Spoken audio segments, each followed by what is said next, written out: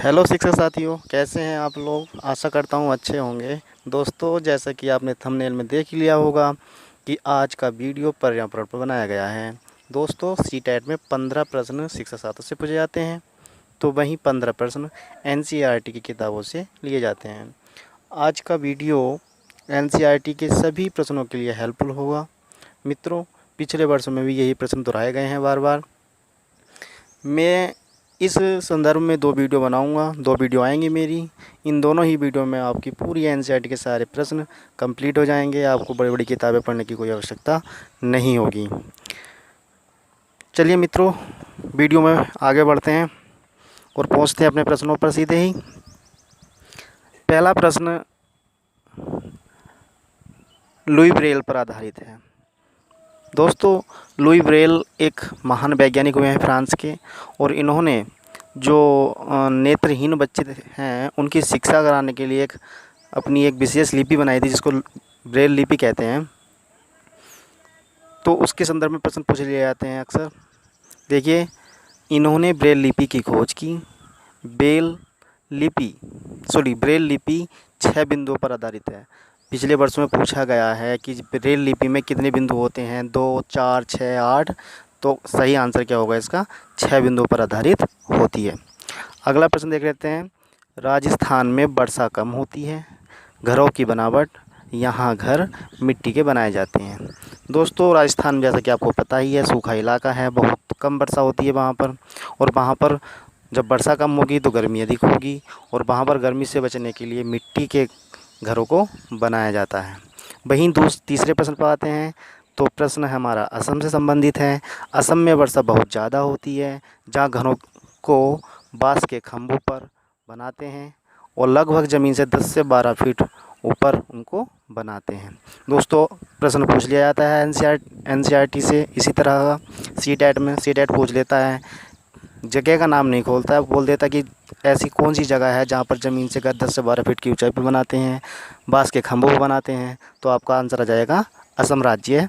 वो राज्य है जहाँ पर घरों की जो ऊंचाई होती है अपेक्षाकृत वो ऊपर होती है।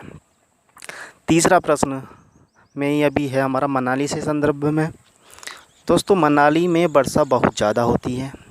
यहाँ मकान पत्थर व लकड़ी से बनते हैं। देखिए, ये भी पूछ लिया गया है प्रश्न। पिछले सालों में देखा गया है कि डायरेक्ट पूछ लेता है सीटेट कि पत्थर और लकड़ी के घर कहाँ बने होते हैं। तो आपका आंसर क्या होगा, मनाली। अगले प्रश्न पर चलते हैं। दोस्तों, अगला प्रश्न है बल्लम से संदर्भ। देखिए, बल्लम क्या है, डायरेक्ट पूछ लेते कि बल्लम क्या होता है। तो ये केरल राज्य में चलाई जाने वाली एक विशेष प्रकार की छोटी नाव होती है। तो बल्लम क्या है दोस्तों, एक नाव होती है।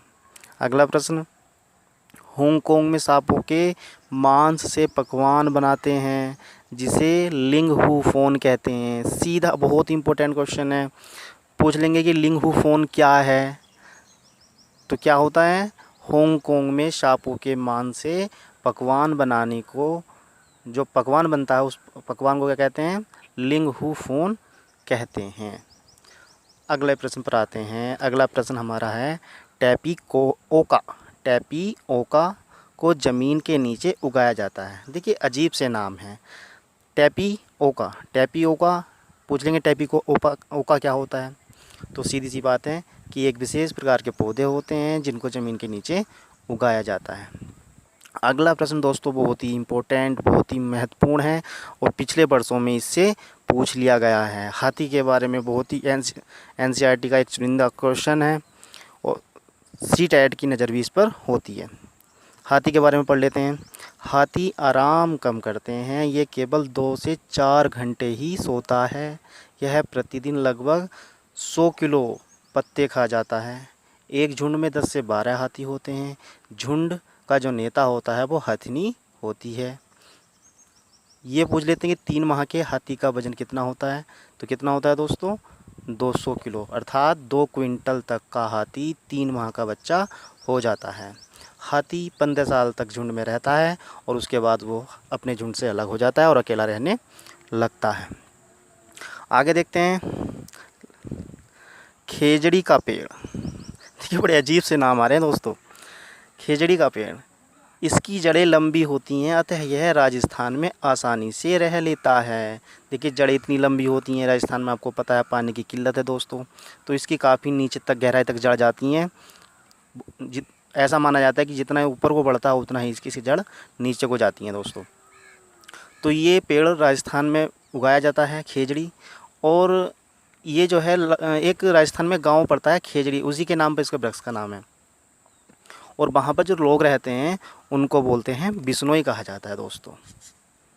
मित्रों, ऐसी ही वीडियो देखने के लिए लाल बटन दबाकर चैनल को सब्सक्राइब करें और वीडियो पसंद आए तो लाइक ज़रूर करें।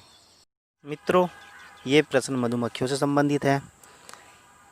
मधुमक्खियाँ छत्ते में रहती हैं, हर छत्ते में रानी मधुमक्खी होती है। मधुमक्खी जो है नाच के द्वारा एक दूसरे का पता लगाती हैं। यानी आपने देखा होगा कि मक्खियों का जो एक छत्ता है, जब वो उड़ता है समूह, तो भिन भिन भिन कराते हुए वो आगे बढ़ता है, और उसको कहते हैं वो नाच द्वारा आगे बढ़ती हैं। और एक दूसरे के साथ वो अपना ग्रुप नहीं गवाती हैं, एक दूसरे के साथ चलती रहती हैं। तो मधुमक्खियाँ जो हैं नाच के द्वारा एक दूसरे का अनुसरण करती हैं। दोस्तों अगला जो ये लाइन है बहुत अच्छी है। अक्टूबर दिसंबर का समय मधुमक्खी पालन का बहुत ही अच्छा समय होता है। चलिए अगला प्रश्न देख लेते हैं, चींटियों से संबंधित है। चींटियाँ 3 प्रकार की मानी जाती हैं जब वो अपने समूह में रहती हैं। रानी चींटी, सिपाही चींटी, मजदूर चींटी। इनके अपने अपने कार्य भी होते हैं। रानी चींटी का कार्य होता है अंडे देना, बिल कहाँ बनाना है उसकी सलाह देना, उसके बारे में निर्णय लेना। सिपाही चींटी का मतलब होता है वो बिल का ध्यान रखती हैं, बिल की रक्षा करती हैं, चौकस रहती हैं, और काटने का कार्य भी यही करती हैं। मजदूर चींटी का कार्य होता है भोजन को अपने बिल तक लाना।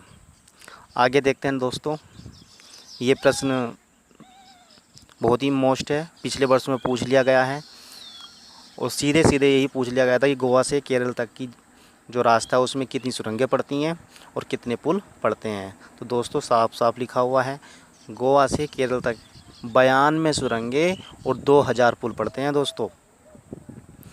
आगे देखते हैं, फूलों की घाटी किसे कहते हैं? उत्तराखंड को। बहुत ईजी क्वेश्चन है, लेकिन एनसीईआरटी में था, मुझे अच्छा लगा इसलिए मैंने रख दिया। तो फूलों की घाटी किसे कहते हैं? उत्तराखंड को। अगला देखते हैं सर, घरों की दीवारों व आंगन में चित्रों को मधुबनी में बनाया जाता है। देखिए ये पूछ लेते हैं चित्रकारी से संबंधित कि वो कौन सा क्षेत्र है जहाँ पर घरों की दीवारों पर और आंगन में चित्र बनाए जाते हैं। और ये भी पूछ लेते हैं कि चावल के जो चावल जो पिसा हुआ होता है उसमें रंग मिलाकर कहाँ पर चित्रकारी की जाती है। तो दोस्तों वो है सीधा मधुबनी। मधुबनी कहाँ पड़ता है? बिहार में पड़ता है। आगे देखते हैं दोस्तों, उत्तर प्रदेश में कन्नौज इत्र के लिए जाना जाता है। ये क्वेश्चन भी महत्वपूर्ण है। हमारा जो उत्तर प्रदेश है उसमें इत्र यानी जो इसको आप परफ्यूम बोलते हैं, सेंट बोलते हैं, वो उसके लिए विख्यात है। कौवा पेड़ की चोटी पर घोंसला बनाता है जबकि कोयल अपना घोंसला नहीं बनाती। वह कौवे के घोंसले में रहती है, वहीं पर अंडे देती है। देखिए दोस्तों एक बहुत बड़ा भ्रम है। कौवा कोयल के अंडों को अपने अंडे समझकर पालता रहता है, और जब वो बच्चे बनते हैं तो कौवे को आभास होता है कि अरे ये तो मेरे बच्चे थे नहीं। और ये प्रश्न पूछा गया है दोस्तों कि कौन सा पक्षी पेड़ की चोटी पर अपना घोंसला बनाता है, तो कौवा उसका आंसर होगा। आगे, गौरैया कहीं भी घोंसला बना लेती है। देखिए गौरैया आपने चिड़िया देखी होगी, ये कहीं भी घर में कहीं भी स्थान हो अपना घर बना लेती है। शीशे के पीछे बना लेती है, अलमारी के नीचे बनवा लेती है, घर में कहीं सुराख हो उस पर घर बना लेती है अपना। तो दोस्तों ये हर जगह अपना घर बना लेती है। अगला प्रश्न फाख्ता से संबंधित है। फाख्ता कैक्टस के कांटों के बीच अपना घर बनाता है, अपना घोंसला बनाता है। देखिए ये इन पक्षियों से संबंधित प्रश्न पूछ लिए जाते हैं कि कौन कहाँ अपना घर बनाता है। तो यही मैंने जो मोस्ट पिछले वर्षों में देखे गए हैं और आज जिनके आने की संभावना है वो प्रश्न मैंने रख दिए हैं। अगला प्रश्न है गिलहरी से संबंधित है। गिलहरी के दांत जीवन भर बढ़ते हैं। देखिए दोस्तों बड़ा अच्छा फैक्ट है, गिलहरी के दांत जीवन भर बढ़ते रहते हैं, इसीलिए वो काटती रहती है। अगर गिलहरी काटना बंद कर दें तो उसके दांत इतने बड़े होंगे उसको अजीब सा महसूस होने लगेगा, इसलिए वो हमेशा अपने दांत चलाती रहती हैं। सांप अपने दांतों से चबाते नहीं बल्कि निगलते हैं। देखिए, सांपों के दांत तो होते हैं, लेकिन वो उनका प्रयोग चबाने के लिए नहीं करते और अपने शिकार को निगलते हैं। अगला प्रश्न, ये प्रश्न पूछा गया था 2019 सीटेट में पूछा गया था कि कौन सा पक्षी ऐसा है जो मनुष्य से 4 गुना ज़्यादा देख लेता है, 4 गुना ज़्यादा दूरी तक देख लेता है। तो दोस्तों इसका जवाब होगा वो चील होती है, बाज होता है और गिद्ध होगा। चील, बाज, गिद्ध मनुष्य से 4 गुना ज़्यादा देख सकते हैं। अगला क्वेश्चन है दोस्तों, रेगिस्तानी ओक, यह काफ़ी लंबा पर पत्तियाँ काफ़ी कम। इसका मतलब जानते हैं दोस्तों। रेगिस्तानी ओक कहाँ पाया जाता है? ऑस्ट्रेलिया में पाया जाता है, और ऑस्ट्रेलिया को क्या कहते हैं? प्यासी भूमि भी कहते हैं। तो वहाँ पर पानी की कमी है, तो वहाँ पर ऐसे वृक्ष ज़्यादा होते हैं जिनकी पत्तियाँ छोटी होती हैं। जितनी ज़्यादा आपने पढ़ा होगा, आपने सुना होगा कि ज़्यादा चौड़े पत्ते वाले जो पेड़ हैं वो पानी को ज़्यादा चाहते हैं।